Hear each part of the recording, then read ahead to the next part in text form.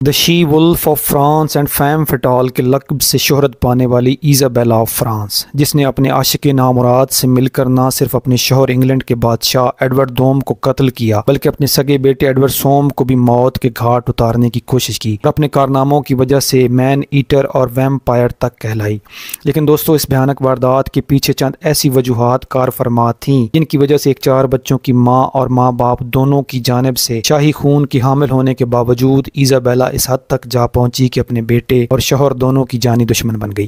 معزز دوستو، آپ سے التماس ہے کہ ہمارے چینل کو سبسکرائب کر کے ہماری حوصلہ افزائی ضرور کریں اور ویڈیو پسند آنے کی صورت میں لائک اور شیئر ضرور کریں۔ ایزابیلا کو صرف 12 سال کی عمر میں فرانس چھوڑنا پڑ گیا کیونکہ اس کا باپ فلپ فور برونیلز کی بغاوتوں کا شکار تھا اور فرانس کے حالات اس کے قابو سے باہر ہو رہے تھے۔ حالانکہ ایزابیلا کی ماں جان آف نوار نامی علاقے کی ملکہ تھی اور بادشاہ فلپ کے ساتھ شادی ہونے کی وجہ سے پورے فرانس کی ملکہ بھی بن چکی تھی، اور ایزابیلا ان دونوں کی سنتان ہونے کی وجہ سے ماں اور باپ دونوں کی طرف سے انتہائی نوبل بلڈ کی حامل تھی۔ یہ وہی جان آف نوار ہے جس نے 1305 میں فرانس کی انتہائی مشہور درسگاہ کالج آف نوار کی بنیاد رکھی اور آج بھی اس درسگاہ کے اندر جان کا مجسمہ نصب ہے۔ ایزابیلا کی شادی شاہ انگلستان ایڈورڈ دوم سے قرار پائی، لیکن بادشاہ لڑکیوں میں کوئی خاص دلچسپی نہ رکھتا تھا بلکہ وہ ایک ہومو سیکسول شخص ہونے کی وجہ سے خوبصورت لڑکوں کی محفلیں برپا کیے رکھتا تھا، اور اس کے حرم میں بے شمار خوبصورت لڑکے موجود تھے، لیکن پی ایس گوسٹن نام کا ایک خوبرو نوجوان ہر وقت اس کے آس پاس موجود رہتا تھا، اور بادشاہ ایڈورڈ دوم پی ایس گوسٹن پر اس قدر فدا تھا کہ ملکہ ایزابیلا بھی اس کے سامنے ثانوی حیثیت رکھتی تھی۔ حالانکہ ایزابیلا انتہائی حسین و جمیل، بلا کی ذہین اور سفارتی حسن رکھنے والی لڑکی تھی، اس کی انہی خوبیوں کی وجہ سے اسے فیم فٹال کا لقب دیا گیا تھا۔ فیم فٹال سے مراد ایک ایسی خوبصورت بلا ہے جو مسٹیریس ہو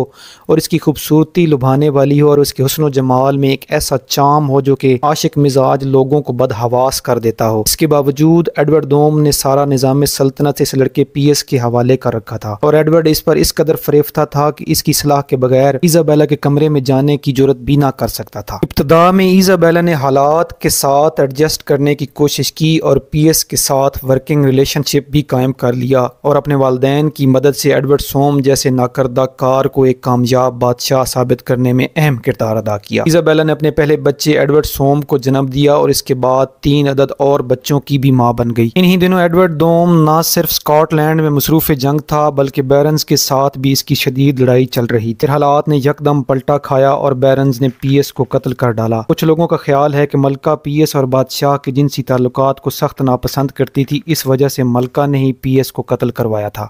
لیکن ایڈورڈ نے پی ایس کا خون خشک ہونے سے پہلے ایک نیا لڑکا پھانس لیا جس کا نام ہگ ڈسپینسر دی ینگر تھا۔ ایڈورڈ پی ایس کی طرح اب کی بار ڈسپینسر پر بھی یوں فدا ہوا کہ اس کو اپنے تمام معاملات کا انچارج بنا دیا، اور ایڈورڈ نے پی ایس کے قتل کا بدلہ لینے کے لیے بیرنز کے ساتھ جنگ چھیڑ دی۔ ڈسپینسر کا عمل دخل معاملات شاہی میں اس قدر بڑھ چکا تھا کہ اس نے نہ صرف ایزابیلا کی جاگیر ضبط کر لی بلکہ اس کے بچوں کو بھی چھین لیا اور اس کے ملازموں کو قید میں ڈال دیا۔ ڈسپینسر اب عملاً شاہ انگلستان بن چکا تھا، حتیٰ کہ بیرنز کے ساتھ لڑی جانے والی جنگ کو بھی ڈسپینسر وار کا نام دیا جانے لگا۔ ایڈورڈ تو اپنی جنس پرستی اور عیاشی میں مست تھا، لیکن ایزابیلا نے حالات کا مقابلہ کرنے اور ڈسپینسر کو سبق سکھانے کا فیصلہ کیا اور اپنے بہن بھائیوں سے ملنے کے بہانے فرانس روانہ ہو گئی۔ ملکہ کے جلو میں جو افراد موجود تھے ان میں ایک انتہائی خوبرو نوجوان بھی شامل تھا جو کہ دل ہی دل میں ملکہ کی بے مثال خوبصورتی کا دیوانہ ہو چکا تھا، اور ملکہ نے بھی اس کی نیت کو بھانپ لیا اور اسے مہرہ بنانے کی ٹھان لی۔ لیکن وقت گزرنے کے ساتھ ساتھ ملکہ روجر مورٹیمر پر ایسی فدا ہوئی کہ اپنی اولاد تک کو فراموش کر دیا۔ فرانس پہنچ کر ایزابیلا نے اپنے بھائی فلپ 5 سے مدد چاہی، لیکن اس نے خانہ جنگیوں کی وجہ سے مدد کرنے سے معذرت کر لی۔ لیکن روجر نے اپنی عاشقی کا حق ادا کرتے ہوئے ایزابیلا کے لیے ایک کرائے کی فوج کا بندوبست کر لیا اور کرائے کی فوج لے کر ایزابیلا انگلینڈ پر چڑھ دوڑی۔